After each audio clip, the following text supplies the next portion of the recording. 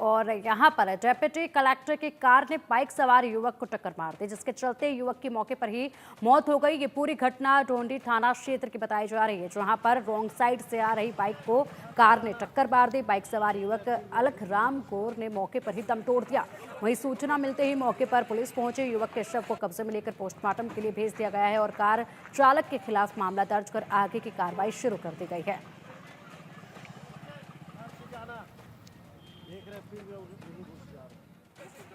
तो देखिए, ये तस्वीरें हैं जहां पर डेप्यूटी कलेक्टर की कार ने एक रॉन्ग साइड से आ रही बाइक को टक्कर मार दी, जिसके चलते जोरदार ये टक्कर थी। और ऐसे में जब ये टक्कर लगी तो बाइक सवार सड़क पर जाकर गिरा काफ़ी दूर, जिसके चलते मौके पर ही बाइक सवार की मौत हो गई। और इसके बाद खबर मिलने पर तुरंत प्रशासनिक अमला वहां पर पहुंचा, पुलिस अधिकारी वहां पर पहुंचे और अब ऐसे में कार चालक के खिलाफ मामला दर्ज कर कार्रवाई की जा रही है। इस मामले में पुलिस अधिकारियों की तरफ से अधिक जानकारी आनी बाकी है, किस तरीके से कार्रवाई इस मामले में की जा रही है।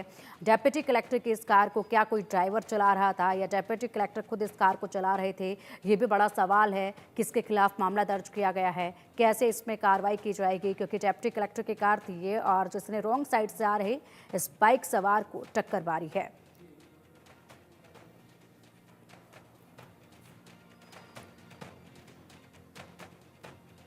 और चलिए रुक करेंगे अब बुलेटिन में बिहार का, जहां पर मुख्यमंत्री नीतीश कुमार की यात्रा का नाम बदला गया है। प्रगति यात्रा पर मुख्यमंत्री नीतीश कुमार निकलेंगे। पहले चरण में 23 से 28 दिसंबर तक ये यात्रा शुरू होगी।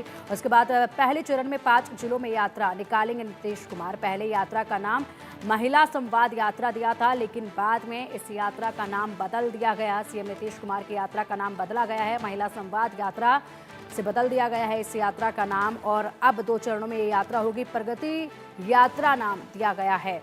और देखिए, पहले यात्रा का नाम महिला संवाद यात्रा था। पहले चरण में 5 जिलों में ये यात्रा निकालेंगे नीतीश कुमार और पहले यात्रा का नाम महिला संवाद दिया गया, बाद में इस यात्रा के नाम को बदल दिया गया।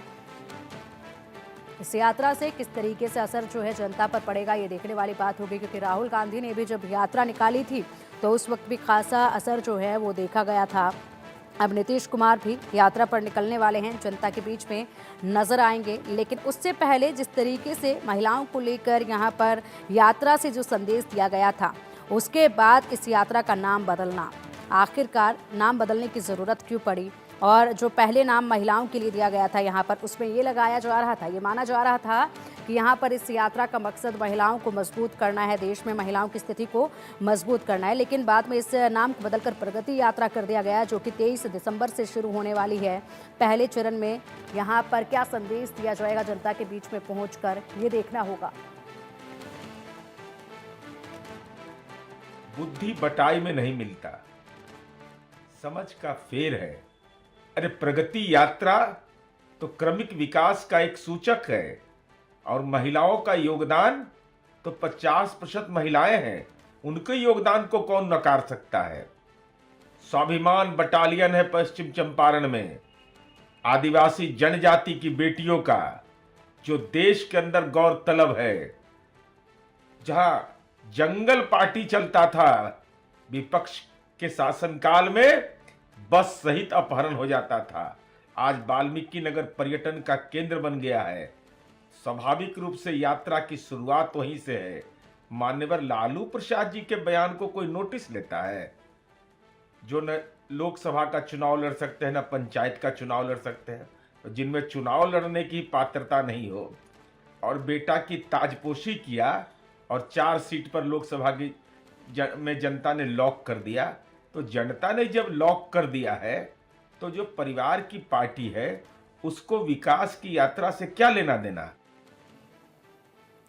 और चलिए बढ़ेंगे अब आगे। लोकसभा में आज गैर हाजिर रहे सांसदों की क्लास लगेगी। गृह मंत्री अमित शाह ने गैर हाजिर सांसदों को तलब किया है। अमित शाह ने फोन कर गैर हाजिर सांसदों को बुलाया है। लोकसभा में आज बीजेपी के 200 से भी कम सांसद पहुंचे थे। बीजेपी ने कल अपने सांसदों को व्हिप जारी किया था। व्हिप के बावजूद कई सांसद मौजूद नहीं थे और ऐसे में अब केंद्रीय गृह मंत्री अमित शाह ने इन सांसदों को तलब किया है, जिनसे सवाल पूछे जाएंगे। उसके बाद क्या एक्शन लिया जाएगा ये देखना होगा। हालांकि पहले ही व्हिप जारी कर दिया गया था, सभी सांसदों का मौजूद रहना काफ़ी ज़रूरी था, लेकिन बावजूद इसके कई सारे सांसद ऐसे थे जो कि यहाँ पर उपस्थित नहीं हुए बीजेपी ने कल अपने सांसदों को ये व्हिप इसलिए जारी किया था ताकि यहाँ पर सांसद जो हैं जब वन नेशन वन इलेक्शन को लेकर चर्चा हो तो मौजूद रहे, लेकिन बावजूद इसके इस व्हिप को यहाँ पर ज़रूरी नहीं समझा और अहमियत जो है इन सांसदों ने नहीं दी, जिसके बाद अब यहाँ पर केंद्रीय गृह मंत्री अमित शाह जो है काफ़ी आक्रोशित नजर आ रहे हैं और इसी के चलते इन सांसदों को तलब किया है, फ़ोन करके इन्हें तलब किया गया है, जवाब मांगा जाएगा। ऐसे वो कौन से ज़रूरी काम थे जिसके चलते ये सांसद आज के दिन जब वन नेशन वन इलेक्शन पर चर्चा होनी थी, व्हिप पहले से ही जारी कर दिया गया था, उसके बावजूद भी मौजूद नहीं रहे।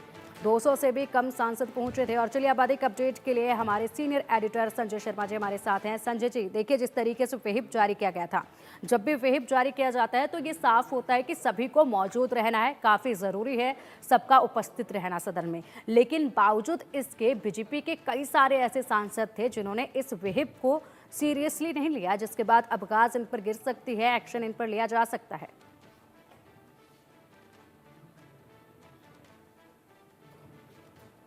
संजय जी, आपका आवाज नहीं मिल पा रही है।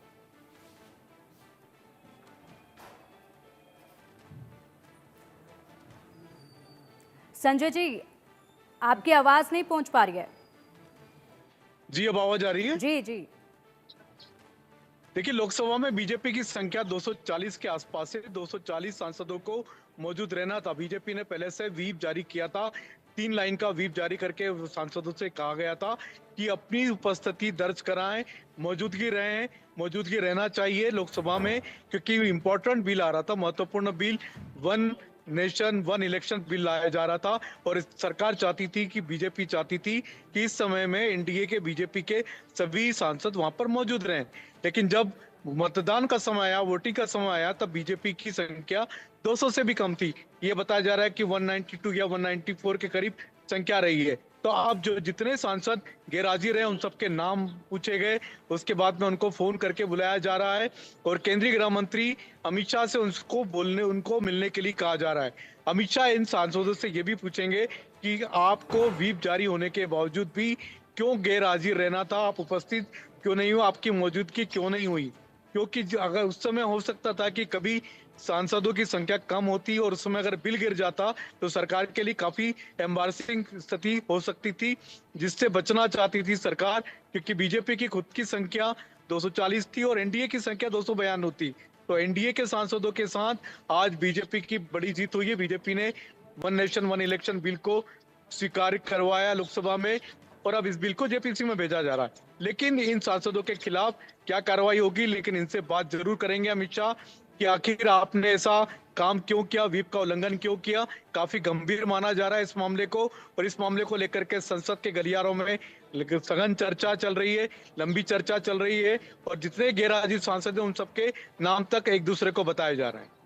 बिल्कुल, गैर हाजिर सांसदों के नाम जो हैं वो अब लगभग सामने आएंगे जब उनकी क्लास लगेगी केंद्रीय गृह मंत्री अमित शाह के सामने। और ऐसे में बड़ा सवाल यही उठता है कि इतनी बड़ी लापरवाही, इस तरीके से व्हिप को नज़रअंदाज कर देना, अपने आप पे कड़े सवाल उठते हैं। और ऐसे में अगर बात की जाए, विपक्ष के पास एक मौका मिल जाता है विपक्ष को उन्हीं के सांसदों पर, बीजेपी के सांसदों पर सवाल उठाने के लिए। बिल्कुल, सरकार की किरकिरी हो सकती थी अगर आज कभी बिल गिर जाता, अगर सरकार अगर बहुमत का आंकड़ा नहीं जुटा पाती तो आज सरकार की किरकिरी हो सकती थी, बड़ी किरकिरी हो सकती थी। One nation one election bill गिर जाता तो सरकार को इससे बचना था। बीजेपी ने इसी के खातिर सांसदों को पहले दिन से ही उनको व्हिप जारी करके कहा था कि मंगलवार को आपको सदन में मौजूद रहना है, लोकसभा में आपको अपनी उपस्थिति दर्ज करानी है और पूरे समय आपकी मौजूदगी होना चाहिए। उसके बावजूद भी कई सारे सांसद गैरहाजिर रहे। अब उन सांसदों को एक एक करके बुलाया जा रहा है और उनकी बात अमित शाह से कराई जा रही है। तो देखना होगा कि आखिर इन पर सांसदों पर क्या कार्रवाई होगी। लेकिन इतना जरूर है कि हाँ, बीजेपी ऐसे सांसद जो कि व्हिप का उल्लंघन करते हैं उनके खिलाफ मामले को गंभीरता से ले रही है और किसी भी तरीके से हल्के में नहीं लेगी इस कार्रवाई को। बिल्कुल, व्हिप जारी करने के बाद भी सांसद नहीं पहुंचे। ऐसे में कौन से वो दिग्गज नाम इस लिस्ट पे शामिल हैं संजय जी, जिनके पहुंचना बहुत जरूरी था, उम्मीद भी थी और जिम्मेदारी उनकी बनती थी, लेकिन बावजूद इसके ये बड़े नाम भी वहां नजर नहीं आए? देखिए, अभी देखना होगा, अभी लिस्ट बनाई जा रही है, लिस्ट तैयार की जा रही है, कौन कौन सांसद अनुपस्थित थे। कुछ सांसद केंद्रीय संसदीय कार्य मंत्री किरण रिजिजू की अनुमति लेकर के गए थे, तो ये भी देखना होगा कि कौन कौन से सांसद जो जरूरी काम से गए थे और जो अनुमति लेकर के गए थे गैरहाजिर रहने की। तो ये देखना होगा कि सांसदों की गैरहाजिर किस कारण से रही और क्या वो अनुमति लेकर के गए थे, क्या उनको अनुमति दी गई थी। तो ये सारी चीजें देखी जा रही हैं। ये पूरी की पूरी सूची संसदीय कार्य मंत्री किरण रिजिजू ने बना करके गृह मंत्रालय को भिजवाई है कि केंद्रीय गृह मंत्री अमित शाह खुद इस मामले में सांसदों से बात कर रहे हैं। तो ये सारी चीजें कुछ देर में बाहर आएगी कि कौन कौन से सांसद गैर हाजिर रहे। ठीक है संजय जी, बहुत बहुत शुक्रिया आपका इन तमाम जानकारियों के लिए। और चलिए बुलेटिन में बढ़ेंगे अब आगे। कनाडा में इस वक्त जबरदस्त उथल पुथल देखी जा रही है। कनाडा के प्रधानमंत्री जस्टिन ट्रूडो पर बहुत दबाव है। एक तरह देश की अर्थव्यवस्था गर्त में जा रही है तो दूसरी तरफ अपनी ही दूरी बनाने लगे हैं।